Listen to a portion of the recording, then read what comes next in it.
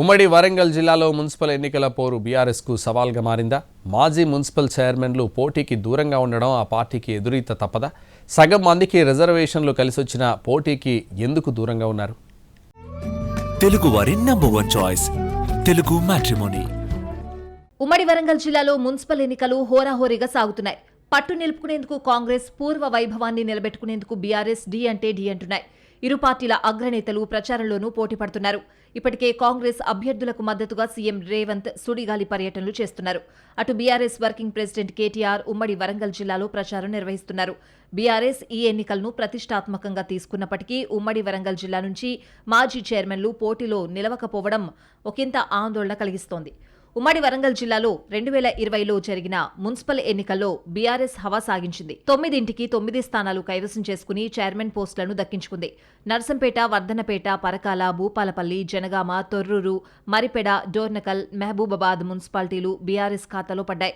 ఈసారి స్టేషన్ ఘన్పూర్, ములుగు, కేసముద్రం కొత్త మున్సిపాలిటీలుగా ఏర్పడ్డాయి. 9 మందిలో కేవలం ఒకే ఒక్కరు పోటీలో నిలిచారు. అది చైర్పర్సన్ బరిలో కాకుండా కౌన్సిలర్ పదవి కోసం పోటీ పడుతున్నారు. భూపాలపల్లి మున్సిపాలిటీ గత ఎన్నికల్లో ఎస్సీ మహిళ కావడంతో సెగ్గం వెంకట్రాణి చైర్పర్సన్ పీఠం దక్కించుకున్నారు. ప్రస్తుతం ఈ స్థానం బీసీ జనరల్ అయినప్పటికీ ఆమె కౌన్సిలర్గా పోటీకి దిగారు. గతంలో చైర్మన్లుగా వ్యవహరించిన సగం మందికి రిజర్వేషన్లు కలిసొచ్చినా పోటీకి దూరంగా ఉండడం రాజకీయంగా చర్చకు దారితీసింది. అయితే 3 మున్సిపాలిటీల్లోనే మాజీ చైర్మన్లకు రిజర్వేషన్లు కలిసి రాలేదు. గతంలో మహబూబాబాద్ మున్సిపాలిటీ జనరల్ కావడంతో పాల్వాయి రామ్మోహన్ రెడ్డికి చైర్మన్ పీఠం దక్కింది. ఈ స్థానం ప్రస్తుతం ఎస్టీ జనరల్ కు దక్కింది. డోర్నకల్ ఎస్టీ జనరల్ కావడంతో గతంలో వాంకుడోతు వీరన్న చైర్మన్ అయ్యారు. ప్రస్తుతం ఈ స్థానం ఎస్సీ జనరల్ అయింది. గతంలో జనగామ జనరల్ మహిళ కావడంతో ఓసీ సామాజిక వర్గానికి చెందిన పోకల జమున చైర్పర్సన్ పీఠం కైవసం చేసుకున్నారు. ఈసారి బీసీ జనరల్ కావడంతో ఆమెకు కలిసి రాలేదు.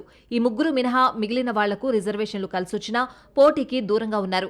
బీసీ మహిళా కోటాలో నర్సంపేట మున్సిపల్ చైర్పర్సన్ గా గుంటి రజని పనిచేశారు. మరోసారి ఆ మున్సిపాలిటీ బీసీ మహిళకే దక్కినా ఆమె పోటీకి దూరంగా ఉన్నారు. వర్ధనపేట చైర్పర్సన్ గా ఎస్టీ మహిళా కోటాలో ఆంగోతు అరుణ పనిచేయగా మరోసారి రిజర్వేషన్ కలిసొచ్చినా ఆమెను బరిలో నిలిపేందుకు పార్టీ పెద్దలు ఇష్టపడలేదు.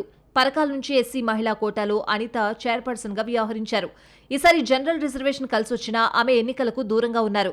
గతంలో తొర్రూరు మున్సిపాలిటీ చైర్పర్సన్ గా ఎస్సీ జనరల్ నుంచి మంగళపల్లి రామచంద్రయ్య పనిచేశారు. ఈసారి జనరల్ కోట దక్కినా ఆయన పోటీకి విముఖత చూపారు.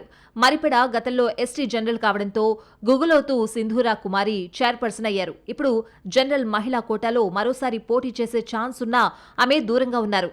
తమ హయాంలో పట్టణాల రూపురేఖలు మార్చామంటున్న బీఆర్ఎస్ లీడర్లు గత చైర్పర్సన్లను ముందు పెట్టి ఓటర్ల దగ్గరకు వెళ్లేందుకు ఇష్టపడకపోవడం చర్చనీయాంశంగా మారింది. అప్పట్లో మంత్రులు, ఎమ్మెల్యేలు తమ కుటుంబ సభ్యులు, బంధువులను చైర్పర్సన్లుగా చేసుకునేందుకు పోటీ పడ్డారు. ప్రస్తుతం కొత్తగా మరో 3 మున్సిపాలిటీలు పెరిగినా ఒక్కరు మినహా ఇతర మాజీ చైర్మన్లెవరూ పోటీకి ఆసక్తి చూపడలేదు. ఈ విషయాన్ని కాంగ్రెస్ వాడుకునే ప్రయత్నం చేస్తోంది. పట్టణాలను గత ప్రభుత్వం పట్టించుకోలేదనే అంశాన్ని తెరపైకి తీసుకొచ్చి క్లెయిమ్ చేసుకునే ప్రయత్నం చేస్తోంది.